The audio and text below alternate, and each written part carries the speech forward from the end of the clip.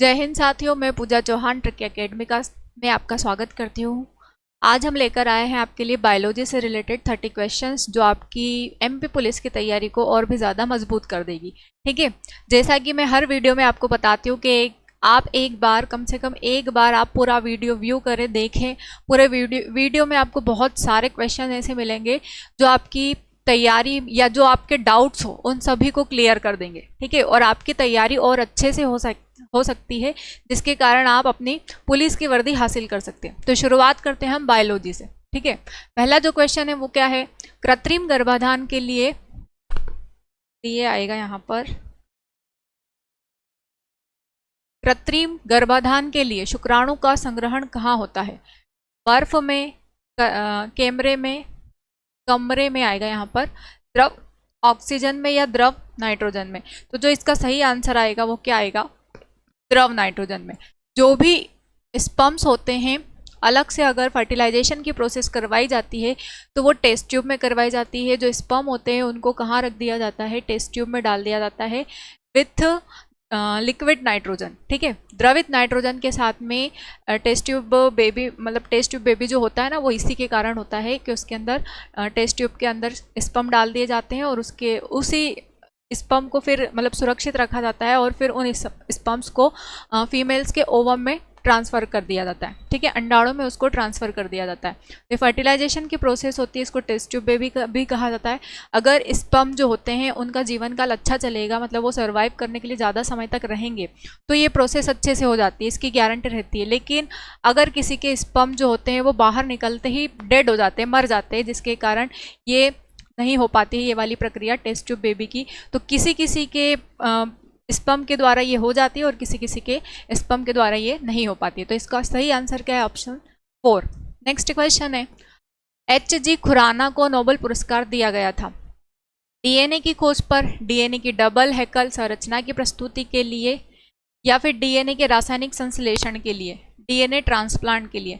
देखिए, ये खुराना जी को जो नोबेल पुरस्कार दिया था वो किसके द्वारा दिया गया था? डीएनए की खोज के लिए। इन्होंने सबसे पहले डीएनए की खोज की थी। डीएनए कहाँ पाया जाता है, इसमें कौन सा अम्ल पाया जाता है? डीएनए हमारे केंद्रक में पाया जाता है। डीएनए का फुल फॉर्म क्या होता है? Deoxy nucleic acid. ठीक है, और इसमें न्यूक्लिक एसिड पाए जाते हैं जिनकी सबसे छोटी इकाई होती है क्या? न्यूक्लियोइड्स। ठीक है, और इसी के द्वारा क्या पता लगाया जा सकता है कि हम मतलब आनुवंशिक लक्षणों को पता लगाया जा सकता है, जेनेटिक चीज़ों के बारे में पता लगाया जा सकता है डीएनए के द्वारा। ठीक है, और साथ में डीएनए की जो संरचना होती है वो संरचना कैसी होती है? डबल हेलिक्स, द्विकुंडलित होती है, इस तरीके से होती है। और इसके बीच में पाए जाते हैं गुणसूत्र, और इन्हीं गुणसूत्र पर ऐसे डॉट फॉर्म में सर्पिलाकार आकार में क्या चिपके होते हैं? जीन्स चिपके होते हैं। किस तरीके से? इस तरीके से जीन्स चिपके होते हैं। ठीक है, और ये जो क्रोमोसोम बना है तो एक कुंडली में कितने होते हैं? ये एक कुंडली में लगभग 10 गुणसूत्र पाए जाते हैं। और वैसे मनुष्यों में कितने गुणसूत्र पाए जाते हैं? मनुष्यों में गुणसूत्रों की संख्या होती है 23 जोड़ी, यानी कि कुल 46 गुणसूत्र होते हैं। पर ये कुंडली में कितनी होती है? मतलब एक पोर्शन में 10 ऐसी लाइनें बनी होती है। ठीक है, तो हमारे डीएनए में ही क्या पाए जाते हैं? गुणसूत्र या क्रोमोसोम, और उन्हीं क्रोमोसोम के ऊपर सर्पीला आकार में क्या चिपके होते हैं? जीन्स। और जीन्स जो होते हैं वो डीएनए की या आनुवांशिक लक्षणों का पता लगाने की सबसे छोटी इकाई होती है। ठीक है, सबसे छोटी या बेसिक यूनिट बोल सकते हैं। चलिए आगे बढ़ते हैं। नेक्स्ट क्वेश्चन है, हाइड्रा जो निडीरिया संघ का प्राणी होता है वह किस प्रकार का होता है? मांसाहारी, शाकाहारी, ए या बी दोनों, या फिर इनमें से कोई नहीं? तो देखिए, जो हाइड्रा होता है ये जलीय जीवों को खाता है। ठीक है, तो जलीय प्रकार जल के अंदर रहता है, ये कांटेनुमा संरचना होती है इसकी, और ये जल में रहने वाले छोटे छोटे ऑर्गेनिज्म को खा जाता है। तो ये किस प्रकार का होता है? मांसाहारी होता है। ऑप्शन ए इसका सही आंसर है। नेक्स्ट क्वेश्चन है, मानव की त्वचा शरीर पर बिना फफोले पड़े अधिकतम कितने तापमान को सहन कर सकती है? तो हमारा जो शरीर है लगभग कितने टेम्परेचर को सेंस कर सकता है? वो 70, 90, 50 या 60। वो 60 डिग्री सेल्सियस को सेंस कर सकता है। ठीक है, सहन कर सकता है। उसकी सेंसिटिविटी जो होती है वो 60 डिग्री सेल्सियस की हो सकती है। इससे ज़्यादा अगर टेम्परेचर हुआ हमारे आसपास का या एटमॉस्फेयर का या हमारे शरीर में भी टेम्परेचर होता है उसका, तो फिर क्या हो सकता है कि शरीर पर दाने आ जाएंगे, फफोले से पड़ जाएंगे। देखा ही होगा आपने कि जो नॉर्मल टेम्परेचर होता है गर्मी के सीज़न में 45-50 तो नॉर्मल बात, मतलब बहुत गर्मी हो गई है। और मई के महीने में सर्वाधिक गर्मी होती है, ठीक है, सबसे ज़्यादा गर्मी जो होती है मई के महीने में होती है। तो इसमें जो गंज बसोदा नाम की जगह है वहाँ पर सबसे ज़्यादा गर्मी पड़ती है और वहाँ पर टेम्परेचर पहुँच जाता है कहाँ कहाँ कितना, 45 से 50 तक। तो ये तो ठीक है, व्यक्ति इतना सहन कर सकता है। लेकिन अगर 60 डिग्री सेल्सियस से ज़्यादा हो गया तो इंसान की शरीर के ऊपर फफोले पड़ जाएंगे। अगला है, निम्न में से उस जानवर का नाम बताइए जो सामान्य मात्रा में भोजन देने पर अधिक मांस देने वाला होता है। अधिक मांस देने वाला होता है, ठीक है। चीज़ें वो कम खाता है, लिमिटेड चीज़ें खाता है, पर उसके शरीर से हमें बहुत सारा मांस मिल जाता है। क्या है वो? भैंस है, बकरी है, सुअर है, या इनमें से कोई नहीं है? तो देखिए, भैंस है, भैंस दिखाई ही बड़ी देती है तो उसका मांस भी ज़्यादा ही होता है और खाती भी वो ज़्यादा है, तो ये तो नहीं होगा। सुअर, सुअर तो गंदगी खाता है, सुअर के शरीर में भी मांस रहता है पर वो ज़्यादा काम का नहीं होता है, उसमें से बहुत सारी चीज़ें वेस्टिजल और प्रोडक्ट मतलब वेस्टिजल टाइप से होती है। उसके बाद में जो बकरी है, बकरी घास फूस खाती है, ऐसे चरती रहती है, लेकिन मांस उससे बहुत सारा मिल जाता है। तो ऑप्शन 2 इसका सही आंसर है। नेक्स्ट क्वेश्चन है, किस जानवर, किस आएगा यहाँ पर, किस जानवर के संग, जानवर के संग गिरकर फिर से निकल आते हैं। क्वेश्चन समझ में नहीं आ रहा है, क्वेश्चन देखना पड़ेगा ये क्या है।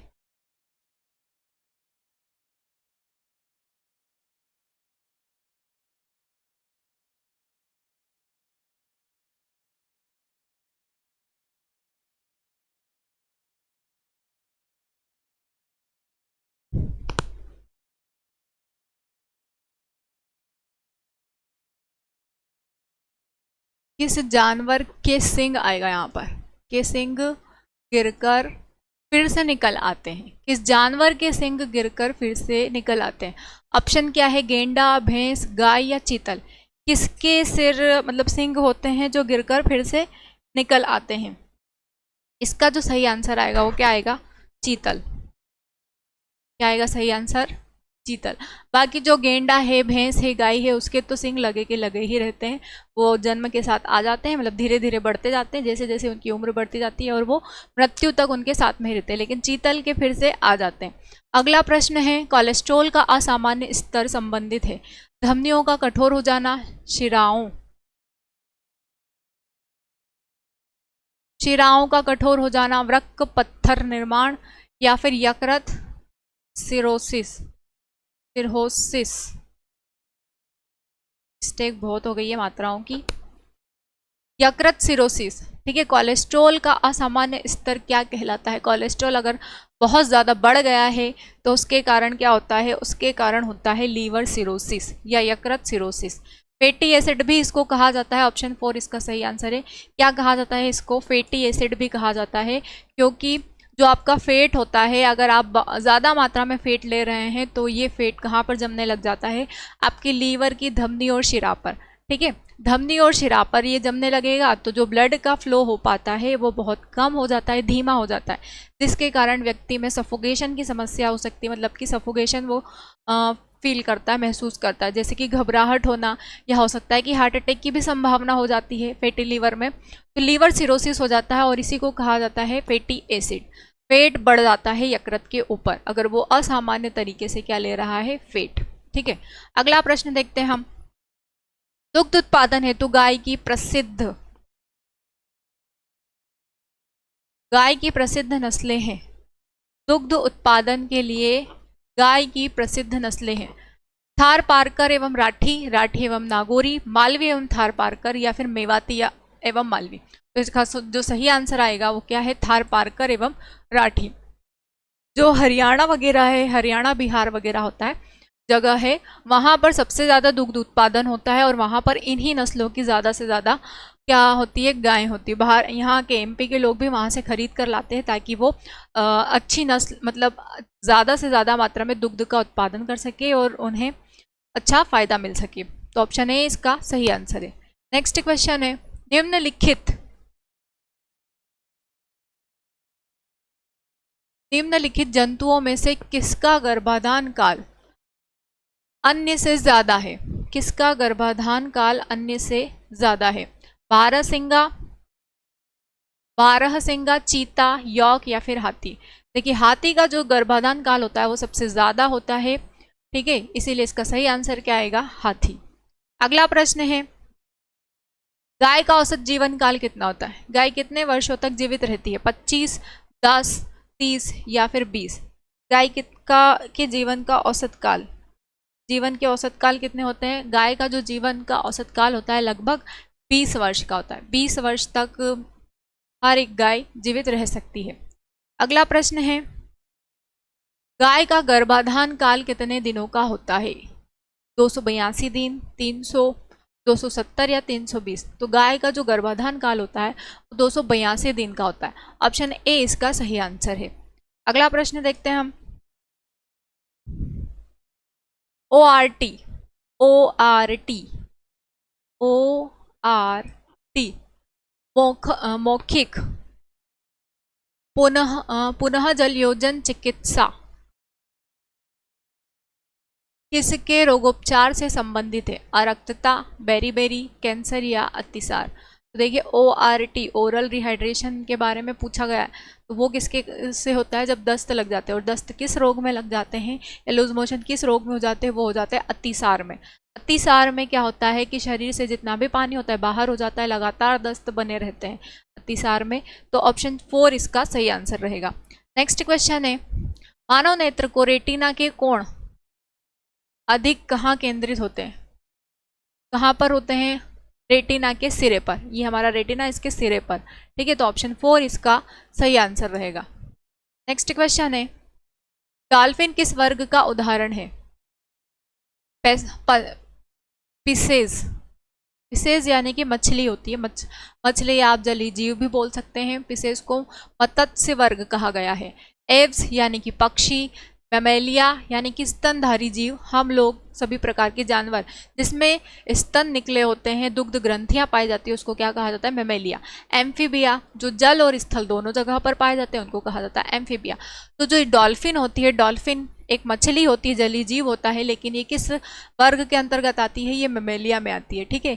ये एक स्तनधारी जीव है, स्तनधारी, ठीक है। डॉल्फिन और ब्लू व्हेल ये दो मछलियां हैं जो अपवाद वाली मछली कहलाती है, और ये मैमेलिया या मैमल्स के अंतर्गत आती है, मैमल्स, ठीक है। इनको स्तनधारी जीव कहा जाता है।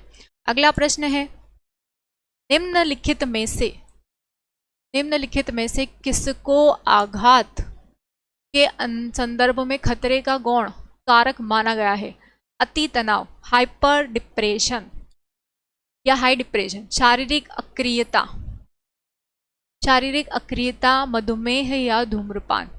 तो देखिए अगर व्यक्ति ज़्यादा तनाव में चला जाता है तो उसके कारण क्या होता है? उसको हार्ट अटैक की संभावना हो सकती है। अगर कोई व्यक्ति किसी बात को लेकर, एक ही बात को लेकर बार बार सोचे जा रहा है, तो वो बातें उसके दिमाग में घर कर लेती है, जिसके कारण उसका ब्लड का जो फ्लो है उसके ऊपर इफेक्ट पड़ता है। अगर उसने ज़्यादा सोचा तो फिर क्या होगा? ज़्यादा सोचने के कारण ब्लड का फ्लो बहुत तेज़ हो जाएगा, और तेज़ होने के कारण, इतना तेज़ हो जाने के कारण क्या हो सकती है कि धमनी या शिराएं फट सकती है, या जो दिमाग की नसें होती है जिनको न्यूरॉन्स कहा जाता है, वो भी फट सकती है। कहते हैं ना कि थोड़ा टेंशन लिया और सिर दर्द होने लग गया, तो कारण क्या है? अगर सिर दर्द हुआ, टेंशन लिया, तो ब्लड का फ्लो तेज होगा, और जिसके कारण हार्ट अटैक की भी समस्या होगी। इधर ब्लड का फ्लो तेज हुआ, फिर यहाँ हार्ट बीट भी तेज हो जाती है, और हार्ट बीट तेज होने के कारण हार्ट जो है वो तेजी से पंप करने लग जाता है, और पंप करते करते करते करते वो एकदम से रुक भी सकता है, ठीक है। किस तरीके से? क्योंकि वहाँ पर तेजी से ब्लड आने के कारण एकदम से ब्लड का फ्लो नहीं हो पाता है, वो उसको डैमेज कर देता है, उसकी धमनियों को, हृदय की धमनियों को। इसीलिए हार्ट अटैक भी आ सकता है। हार्ट अटैक के बहुत सारे कारण हो सकते हैं, जैसे कि एसिडिटी हो सकती है, तनाव हो सकता है, या फिर जो वॉल्व्स होते हैं उनका ठीक से खुलना बंद ना हो सकता, और सेप्टम जो होता है, तो प्योर और इम्प्योर ब्लड, सेप्टम अगर डैमेज हो गई है तो भी हार्ट अटैक हो सकता है। तो बहुत सारे कारण होते हैं, इसीलिए अति तनाव, किसी व्यक्ति को ज़्यादा तनाव देना भी हानिकारक होता है, क्योंकि उस समय में क्या हो सकता है? हार्ट अटैक की संभावना हो सकती है। और ज़्यादा तनाव होने के कारण ब्लड प्रेशर भी लो भी हो सकता है और हाई भी हो सकता है, जिसके कारण भी हार्ट अटैक हो सकता है या फिर पैरालिसिस की संभावना, पैरालिसिस यानी कि लकवा भी हो सकता है। ठीक है, तो बहुत हानिकारक है। अगला प्रश्न है, मानव शरीर में किसके द्वारा ऊर्जा का उत्पादन होता है? एंजाइम के उत्सर्जन से, हार्मोन के उत्सर्जन से, ऊतकों में ऑक्सीजन के स्थानांतरण से, या एंजाइम के द्वारा ग्लूकोज के क्रमिक विखंडन से? ठीक है, एंजाइम के द्वारा ग्लूकोज के क्रमिक विखंडन से। ये 4 ऑप्शन है, आपके हिसाब से क्या लगता है आपको? एंजाइम के उत्सर्जन से क्या शरीर में ऊर्जा उत्पन्न होती है? नहीं। दूसरा ऑप्शन क्या है? हार्मोन के उत्सर्जन से। तो हार्मोन के उत्सर्जन से कुछ नहीं होगा, बस हमारे शरीर की वृद्धि और विकास होगा, ऊर्जा नहीं मिलती है हार्मोन के उत्सर्जन से। अगला है ऊतकों में ऑक्सीजन के स्थानांतरण से। अगर ऊतकों में ऑक्सीजन जाएगी तो उसके कारण क्या आपको ऊर्जा मिलेगी? नहीं मिलेगी। तो सही आंसर क्या आएगा? एंजाइम के द्वारा ग्लूकोज के क्रमिक विखंडन से। ठीक है, जब भी आप खाना खाते हो तो वो बन जाता है किसके रूप में? ग्लूकोज के रूप में। और ग्लूकोज के साथ में जब ऑक्सीजन मिलता है तो क्या बन जाता है? वो बनता है कार्बन डाइऑक्साइड, जल और एटीपी। एटीपी क्या है? तो एडिनोसाइन ट्राइफॉस्फेट को कहा जाता है एटीपी। और यही क्या होती है? यही हमारे शरीर में ऊर्जा का रूप होती है, जो स्टोर्ड हो जाती है कहाँ पर? माइटोकॉन्ड्रिया में। ठीक है, तो आपने खाना खाया, वो कन्वर्ट हो गया ग्लूकोज के फॉर्म में। वो किसके द्वारा होता है? तो वो एंजाइम के द्वारा होता है कन्वर्ट। उसके बाद में फिर ये प्रोडक्ट बना लेते हैं कार्बन डाइऑक्साइड और वाटर। कार्बन डाइऑक्साइड जो रहेगी वो रिलीज हो जाएगी, बचता क्या है हमारी बॉडी में? Only water and ATP. ATP क्या है? तो वो एनर्जी है। तो ऑप्शन 4 इसका सही आंसर है। नेक्स्ट क्वेश्चन है, नवजात शिशु को दी जाने वाली ट्रिपल वैक्सीन शिशु को किससे प्रतिरक्षित करती है? काली खांसी, टिटनेस, खसरा। काली खांसी, टिटनेस, डिप्थीरिया। काली खांसी, खसरा और डिप्थीरिया। टिटनेस, खसरा या डिप्थीरिया। जो क्या पूछा है? दी जाने वाली ट्रिपल वैक्सीन। ट्रिपल वैक्सीन किससे रक्षा करती है? ट्रिपल वैक्सीन, काली खांसी, टिटनेस, खसरा, काली खांसी, टिटनेस, डिप्थीरिया, काली खांसी, खसरा या डिप्थीरिया, या फिर टिटनेस, खसरा और डिप्थीरिया। तो जो ट्रिपल वैक्सीनेशन होता है वो काली खांसी, टिटनेस और डिप्थीरिया से रक्षा करता है। ऑप्शन 2 इसका सही आंसर रहेगा। बच्चे को, शिशु को जब जन्म होता है उसका तो जन्म के तुरंत बाद ही आधे घंटे के अंदर बच्चे का वैक्सीनेशन हो जाता है। और वैक्सीनेशन किसका होता है? विटामिन के का। विटामिन के इसलिए लगाया जाता है ताकि उसके शरीर में जो रक्त का थक्का बनाने की क्षमता है वो इंक्रीज हो जाए, बनने लग जाए। ठीक है, इसीलिए जब जन्म होता है शिशु का तभी से विटामिन के का वैक्सीन लग जाता है। और उसके बाद में अगले दिन फिर ट्रिपल वैक्सीन लगना शुरू हो जाता है। पहले 2 लगते हैं बीसीजी वगैरह के, उसके बाद में फिर बढ़ते जाते हैं। और पहले जन्म के समय मतलब 3 दिन तक लगे, उसके बाद में फिर क्या लगता है? 1.5 महीने का टीका लगता है, फिर 2.5 महीने का, 3.5 महीने का, 6 महीने का, 9 महीने का, 15 महीने का और 18 महीने का। इस तरीके से अलग अलग वैक्सीनेशन लगते हैं। और हर वैक्सीनेशन में विटामिन ए इंक्लूड रहता है। ठीक है, नेक्स्ट क्वेश्चन है, निम्नलिखित में से कौन डीएनए अणु का एक घटक नहीं है? Adenine, cytosine, thymine, uracil. ठीक है, किसका पूछा है? डीएनए का पूछा है। ये चारों जो घटक हैं ये आरएनए के हैं। एडेनाइन है, साइटोसिन है, साइटोसिन आएगा यहाँ पर, साइटोसिन, थाइमिन और यूरेसिल। तो ये जो हैं ये किसके हैं? इसमें से जो थाइमिन है, हाँ, एडेनिन के साथ में थाइमिन, एडेनिन रहता है ये, एडेनिन, साइटोसिन, यूरेसिल और थाइमिन।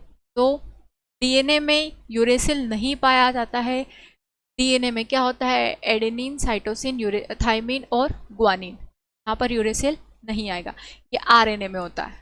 ठीक है, ये चारों घटक किस में होते हैं? आरएनए में। ऑप्शन 4 इसका सही आंसर है। अगला पॉइंट है, और इनके बीच में जो बॉन्ड बनता है ना, जैसे एडेनिन के साथ में ये बॉन्ड और थाइमिन लिखा है, तो ये जो बॉन्ड बनता है वो कौन सा होता है? हाइड्रोजन बॉन्ड कहा जाता है इसको, हाइड्रोजन बंध कहा जाता है। ठीक है, चलिए अगला क्वेश्चन है, बरसात के मौसम में यदि चमड़े के जूते को कुछ समय तक नहीं पहने तो उन पर हरे रंग के रेशेदार पदार्थ उग जाते हैं। वे पदार्थ क्या कहलाते हैं? नीले हरे रंग के शैवाल, बैक्टीरिया, बैक्टीरिया मतलब कवक या शैवाल। तो देखिए फफूंद आ रही है, बरसात के मौसम में क्या होती है? फफूंद आती है, और फफूंद को क्या कहा जाता है? कवक कहा जाता है। तो ऑप्शन 4 इसका सही आंसर है। शैवाल जो होते हैं हरे रंग के होते हैं। पानी की टंकियों में जो कज्जी होती है ना, वो क्या है? शैवाल का ही एक रूप है। या आप बोल सकते हैं कि जो तालाब वगैरह होती है, नदी वगैरह होती है, तो उसमें भी काई जम जाती है ऊपर ग्रीन ग्रीन कलर की, वो भी क्या होते हैं? शैवाल ही होते हैं। नीले हरे शैवाल जो होते हैं एक प्रकार के बैक्टीरिया होते हैं, और इनको क्या कहा जाता है? इनको कहा जाता है साइनोबैक्टीरिया। ठीक है, तो ये इधर आसपास नहीं होते हैं। बैक्टीरिया तो आपको पता ही है, बैक्टीरिया जो होते हैं ऐसे होते हैं, हमको दिखाई नहीं देते हैं, पर वो हर जगह पर होते हैं। ज़्यादा मात्रा में वो टॉयलेट्स में वगैरह में होते हैं, या फिर गंदी जगहों पर। ठीक है, तो ऑप्शन 4 इसका सही आंसर है। नेक्स्ट क्वेश्चन है, वह कौन सा तत्व है जो जंतुओं के जीवन काल के लिए आवश्यक है? लेकिन पादपों के लिए नहीं। कैल्शियम, आयोडीन, फास्फोरस या पोटेशियम। Ca जो होता है वो कैल्शियम का सिंबल होता है। किसका सिंबल होता है? ये कैल्शियम है। ठीक है, उसके बाद में P क्या होता है? Phosphorus, phosphorus. I क्या है? I मतलब आयोडीन, और K मतलब होता है पोटेशियम, पोटेशियम।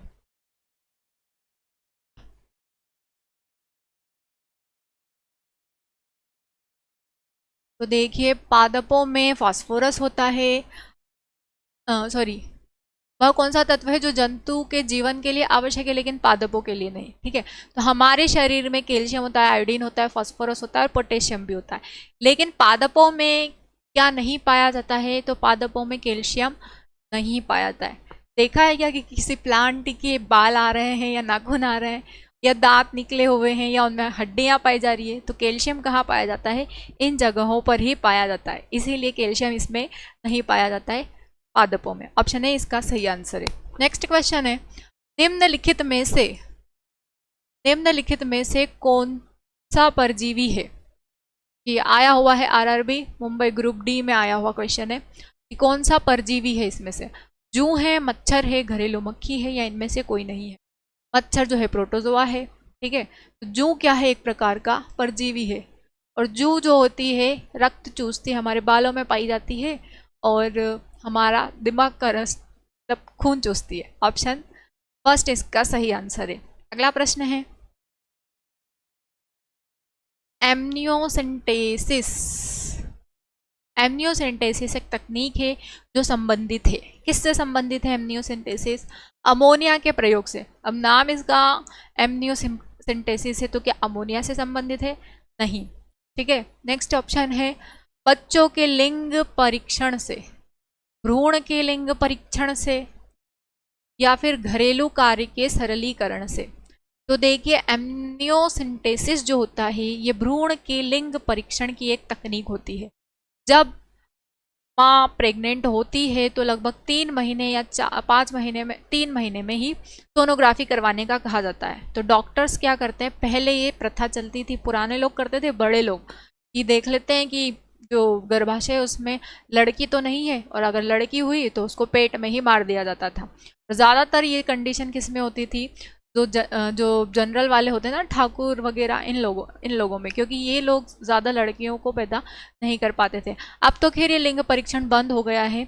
तो एमनियोसेंटेसिस जो होता है भ्रूण का लिंग परीक्षण किया जाता है, और अगर बच्ची होती थी गर्भ में तो उसको मार दिया जाता था, या फिर अगर जन्म के बाद भी कुछ लोग ऐसे उनकी परवरिश नहीं कर पाते थे तो उनको गला घोंटकर मार देते थे। पर अब ऐसा नहीं है, क्योंकि बेटी और बेटे एक समान है, और हो सकता है कि कहीं कहीं पर बेटियों को ज़्यादा प्रायोरिटी दी जाती है और बेटे को कम दी जाती है। ठीक है, तो अच्छा ही हुआ ये परीक्षण बंद हो गया, ताकि कोई मासूम बच्ची, जो भी बच्चा रहता था गर्भ में माँ के, तो उसको कम से कम चोट तो नहीं पहुंचेगी, और ना ही माँ को इसमें तकलीफ होगी।